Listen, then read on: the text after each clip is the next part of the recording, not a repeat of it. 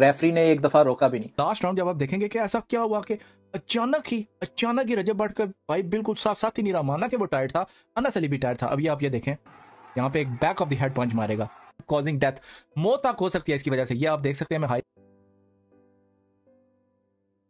रजब Bhatt boxing match हारा नहीं, बल्कि इसके पीछे बहुत बड़ी साजिश की गई है।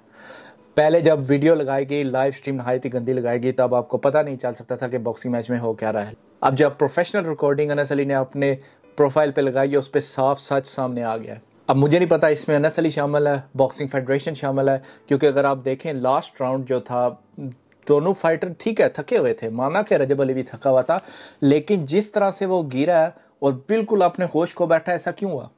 लास्ट राउंड पे अनस अली ने बैक ऑफ द हेड उसको पंच किया और रेफरी ने एक दफा रोका भी नहीं। ये एक इलीगल शॉट है जो किसी भी स्पोर्ट्स में अलाउ नहीं है, क्योंकि बैक ऑफ द हेड अगर आप मारोगे तो बंदे का ब्रेन सिस्टम काम करना खत्म कर देता है।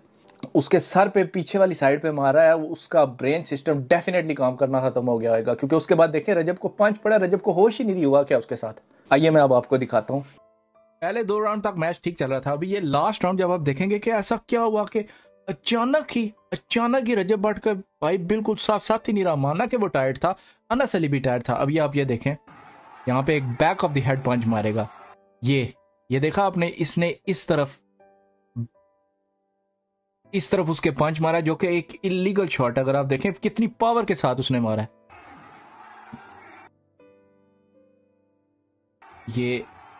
ये उसने सर पे मारा है।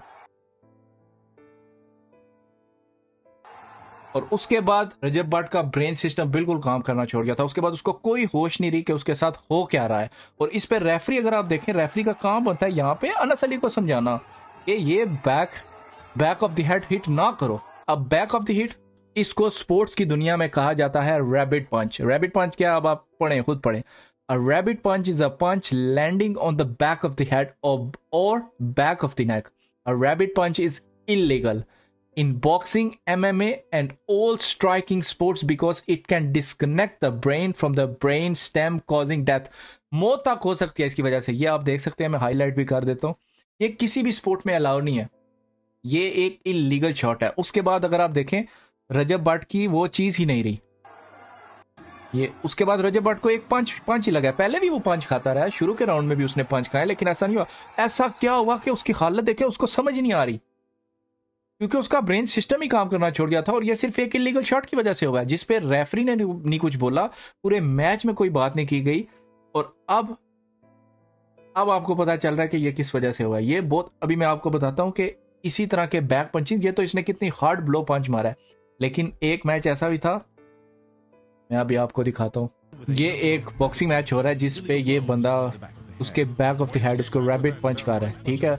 उस पे वो बार बार कह रहा है कि इसको बैक ऑफ द हेड उसको मार रहा है। वो रेफरी के साथ वो बोल भी रहा है, वो रेफरी को बोल भी रहा है कि ये इलीगल पंचेस मार रहा है, लेकिन रेफरी ने उस किस्म का रिस्पॉन्स नहीं दिया, जिसकी वजह से ये बंदा अब डिसेबल है, इसका करियर खत्म हो गया। ये बंदा अनडिफीटेड चैंपियन था और ये बंदा बेड पे लगा हुआ है, डिसेबल हो गया। ना ये उठ सकता है, ना ये खड़ा हो सकता है, ना ये चल सकता है, क्योंकि ये एक इलीगल शॉट है। ये वही पंच है जो रजब अली को पड़ा with in the ring, referee की मौजूदगी में, और रेफरी ने इस पॉइंट को उठाया ही नहीं। इसलिए मेरी नज़र में ये कोई प्री प्लान था, लेकिन रजब की तरफ से नहीं।